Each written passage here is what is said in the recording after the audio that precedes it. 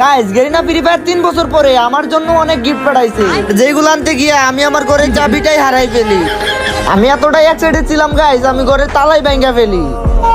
Garena আমাকে দুইটা box পাঠায়। প্রথম বক্সটা খুলে আমি দেখি স্কুইড গেম লেখা। তারপর বক্সটা ওপেন করতেই দেখি আমার বউয়ের জন্য একটা পুতুল পাঠাই দিছে। তারপর দেখি গাইস স্কুইড গেমের 456 নাম্বারের একটা টি শার্ট দিছে।